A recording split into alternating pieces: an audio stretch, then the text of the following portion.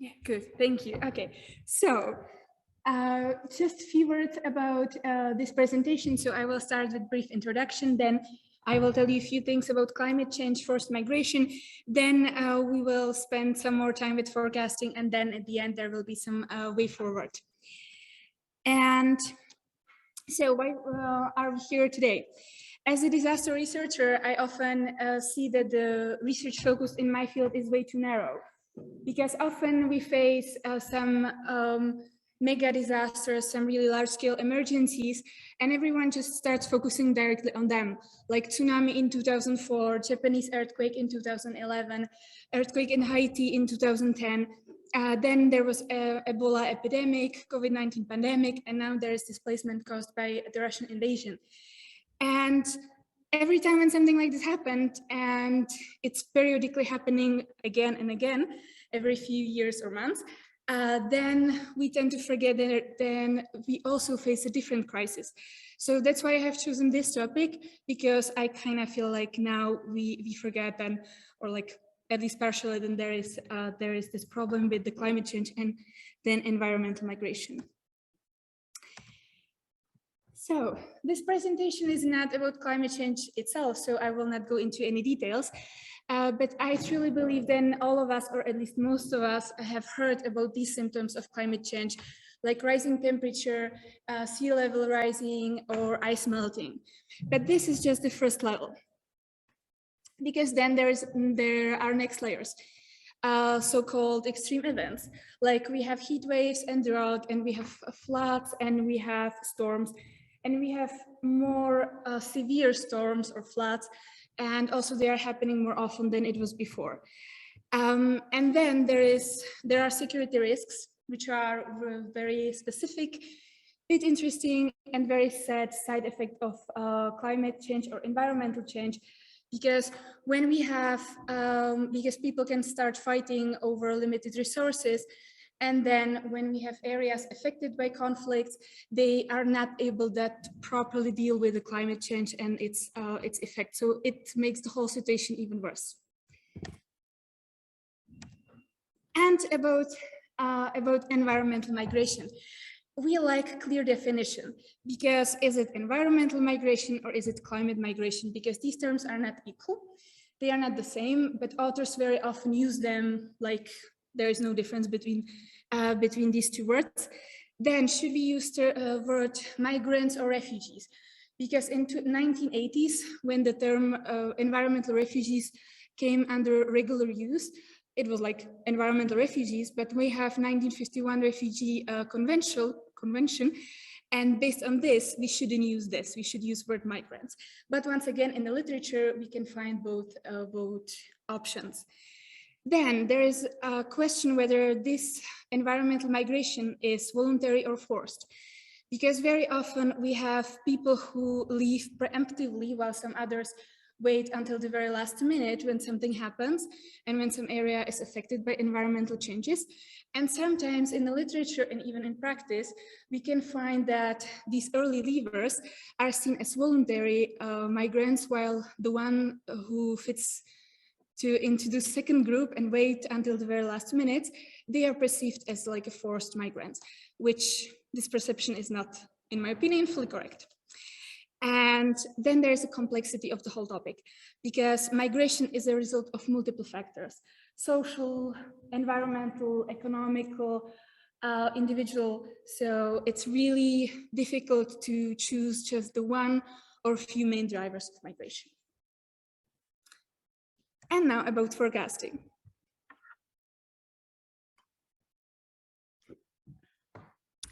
When you search for the data and for the predictions about how many people will be displaced because of the environmental change, you can find different numbers. And we have estimates that suggest that there will be 200 million people displaced within the next 30 years. And then you can find the estimates, then it will be 1 billion. So there is a really huge gap between these two numbers. Plus, these figures are very often based on just a little more than guesswork. And in some cases, some groups of people, even they are not covered, they drop out of the statistics, for example, internally displaced people. And now what makes forecasting in this context so difficult? First of all, there's the nature of the topic, because both environmental change and migration are very complex issue.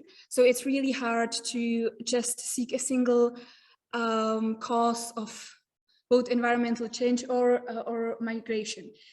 And then very often researchers try to identify just one or some groups of primary drivers, and then we don't have that accurate data. Then there are emotions, because emotions are always involved when you discuss, no matter if it's like on a political level and even sometimes on an academic level, these two topics, environment and migration. And then when emotions are involved, you, or not you, but some people tend to misuse the data we have, or like the whole topic. Or there's a problem with interpretation, which leads me to the third group, and interpretation.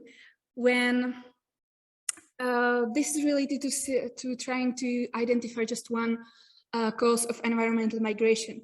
And when we check the literature, environmental factors are rarely mentioned by displaced people as the primary driver of their displacement. And this is interpreted by authors very often then as a weak link between environmental changes and migration, but it could be caused by some other aspects. And then we have data, and the problem, or like the fact then it's challenging to get them. And one of the aspects why this is happening is that many movements are undocumented. They simply happen in the areas with a low level of governmental oversight or administrative, so we just don't know that they are even happening. Also, data are collected and analyzed with the different objectives, with the different sampling methods.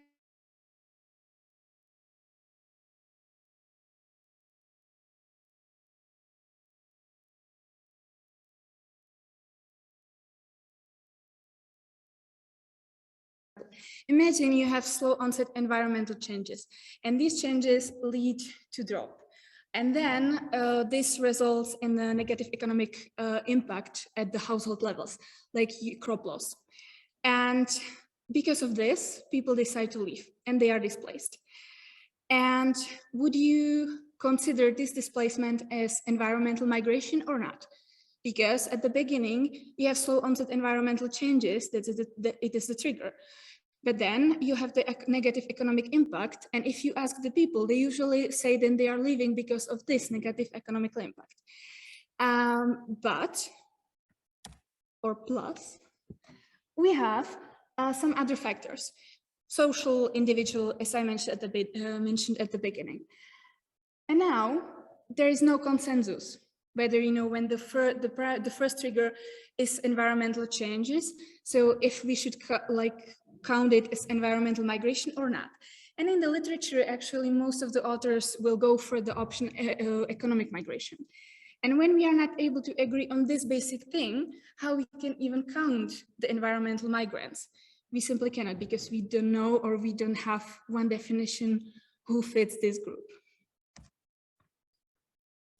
And now, when we know what we don't know, what we can do or what we should improve. The first, the question of data, but it's not only about getting more data or new data, but different types of data, so new data. We should focus on the trapped population, so people who didn't leave the affected area, maybe because they have chosen to stay, maybe because they were not able to leave. Then we should also focus on the question whether they want to return or not, if possible. Plus, we should also analyze the risks of the displaced people face when in transit, like organ harvesting, sexual abuse, human trafficking, because that's another aspect. If you know then the road is dangerous, will you actually go? Will you try it or not? Then we have the new technologies, and we have a wonderful presentation about this topic today. So we are using phone call records or online keyword searching trying to get the better data, but then there is a problem of like some ethical questions and potential of misusing this type of data. Then we have stocks and flows, because you can have, or you can count the people who are in the country at the certain period of time, and or you can count and focus on the people who are entering and leaving the country over some certain period of time. And most of the research is done about the stocks, not the flows. And then there's a bigger picture, because sometimes we still don't understand, or we are not able to kind of work the understanding into our data.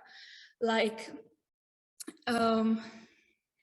that problem of, or like environmental migration is often happening on a seasonal basis, you know, and people are not leaving, they are internally displaced, they are just moving, leaving, coming back, leaving, coming back, and it's hard to kind of map and count this type of movement.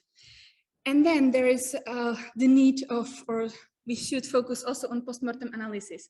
So basically sit and check whether our forecasts were accurate or not. But it's really hard to do it with the data we actually have right now.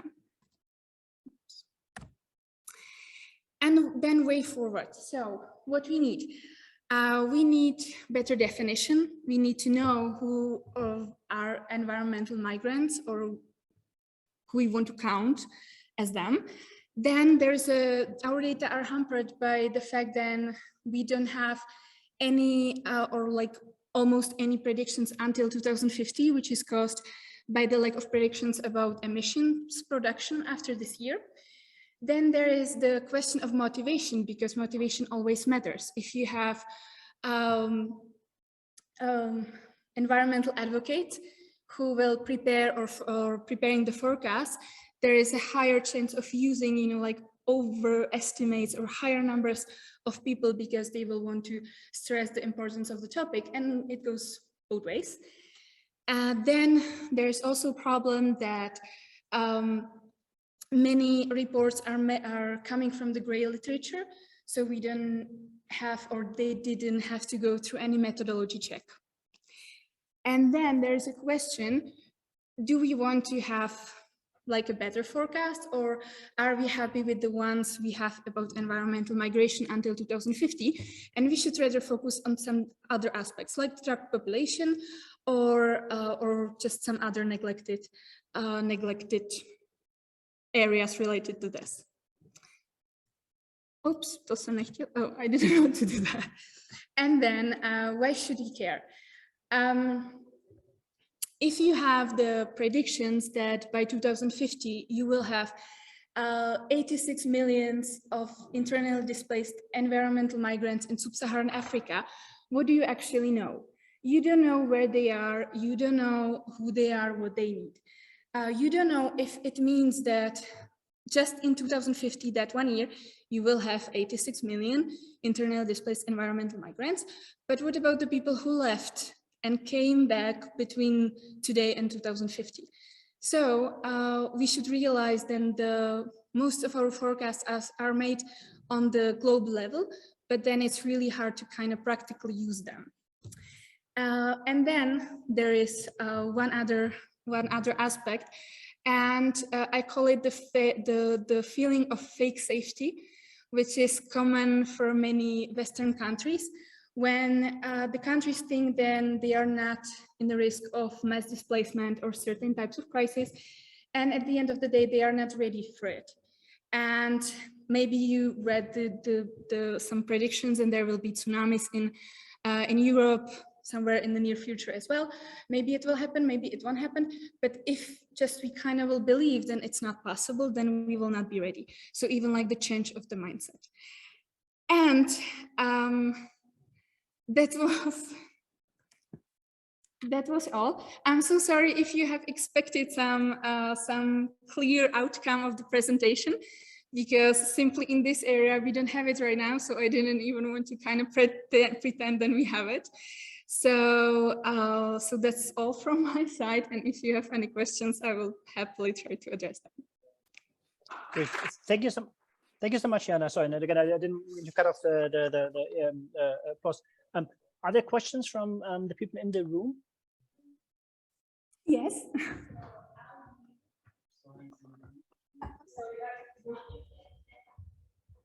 What? No, not yet. No. If you need me personally, that will secondary sources. If you need the data for the presentation. I'm not preparing now for that right now. Yeah.